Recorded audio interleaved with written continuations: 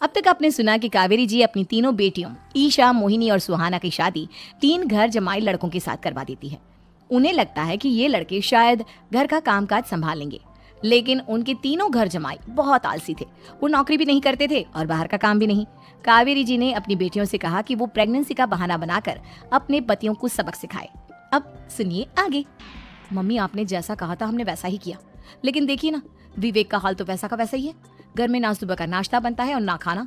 नौकरी पर जाने की बात करूं तो खाने को दौड़ते हैं मुझे।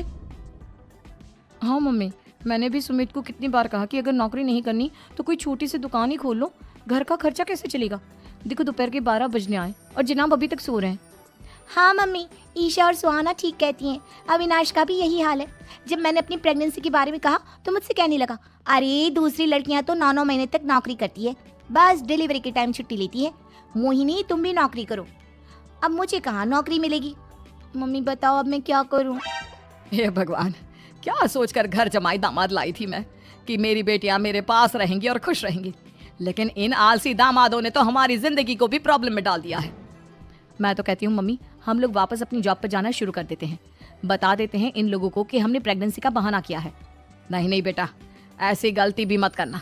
अगर तुमने ऐसा किया तो इन तीनों की आदत और खराब हो जाएगी। अरे आज नहीं तो कल कभी तो तुम प्रेग्नेंट होगी, तब वापस यही प्रॉब्लम आएगी। तब क्या करोगी तुम तीनों। हाँ मम्मी, आपकी बात तो बिल्कुल सही है। इन लोगों को तो सुधारना ही पड़ेगा। लेकिन कैसे? अपने बच्चों के आने की खबर सुनकर भी इन लोगों पर कोई असर नहीं हो रहा। पैसे कमाने के लिए घर से बाहर निकलना ही नहीं चाहते ये तीनों। अब मेरे दिमाग में एक प्लान आया है। तुम तीनों चिंता मत करो, उन तीनों को बुलाओ, फिर मैं बात करती हूँ। थोड़ी देर बाद कावेरी जी अपने तीनों दामादों को सामने बुलाकर अपनी बात कहना शुरू करती हैं। अविनाश, सुमित और विवेक, देखो बेटा, मैं ना तुम तीनों से बड़ा प्यार करती हूँ, इसीलिए तो तुम्हें घर जमाई बना कर रखा है मैंने। अरे मम्मी जी, सीधे सीधे कहिए ना, क्या बात है। प्यार तो हम भी आपको बहुत करते हैं। अरे मम्मी जी, आपकी इज्जत भी बहुत करते हैं। अरे भाई, आपके जैसी सास और कमाने वाली बीवी सबको मिलती है क्या? हाँ मम्मी, विवेक और सुमित ठीक कह रहे हैं। आपकी बेटी से शादी करके मेरी तो जिंदगी ही अच्छी हो गई है। जानती हूँ मैं, और ये भी जानती हूँ कि तुम तीनों अपनी अपनी बीवियों से बहुत प्यार करते हो। बेटा, बात ऐसी है कि हमारे कुल गुरु ने कहा है कि प्रेग्नेंट होने के बाद मेरी तीनों बेटियां शुरू के 4 महीने हमारे गांव में जाकर रहेगी, जहां मेरे चाचा जी रहते हैं। अरे लेकिन क्यों मम्मी, गांव में जाकर रहने की क्या जरूरत है इन तीनों को?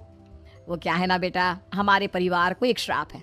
अगर मेरी बेटियों ने यहाँ पर बच्चा पैदा करने की कोशिश की तो उनके बच्चों को कुछ भी हो सकता है। इसलिए अब से लेकर 4 महीने पूरे होने तक इन्हें गांव वाले घर में रहना पड़ेगा। हाँ तो इसमें प्रॉब्लम क्या है मम्मी जी? हम भी वहाँ जाकर रहेंगे, पिकनिक मनाएंगे। अरे भाई, बीवी जहाँ हम भी वहाँ। हाँ यार, आइडिया तो बहुत अच्छा है। शहर की जिंदगी में रह रहकर परेशान हो चुके हैं, अब कुछ दिन गांव में बिताएंगे। तुम लोग समझने की कोशिश क्यों नहीं करते? तुम में से कोई भी वहां नहीं जा सकता, और मैं यहाँ रहूंगी ना तुम तीनों के साथ। 4 महीने की तो बात है, उसके बाद ये तीनों ही लौट कर आ जाएंगी। ठीक है मम्मी जी, अब हमारे बच्चों का सवाल है तो ये तो करना ही पड़ेगा। कावेरी अपनी तीनों बेटियों को कुछ दिन के लिए घर से बाहर कहीं दूसरे शहर में रहने के लिए भेज देती है।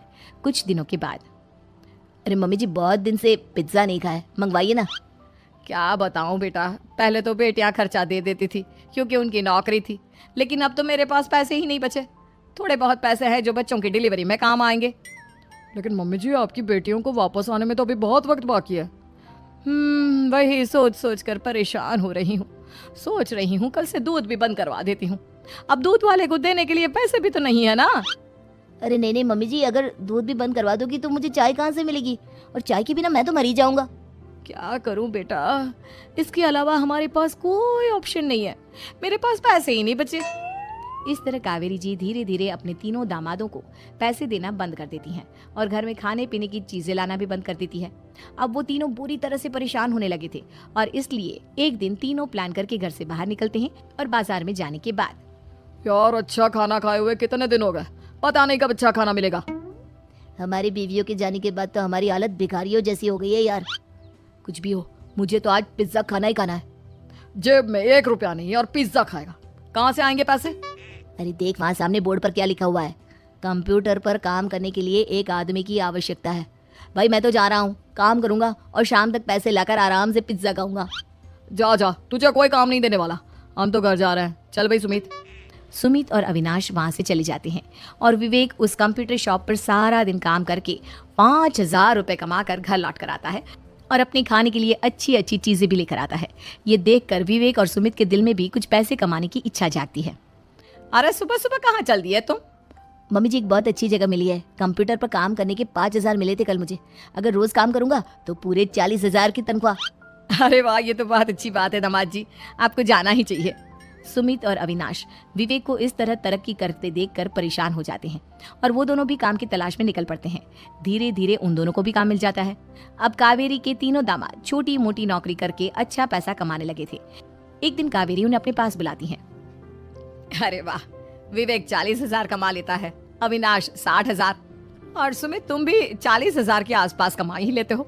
कुल मिलाकर तुम अच्छे खासे पैसे कमा रहे हो बेटा।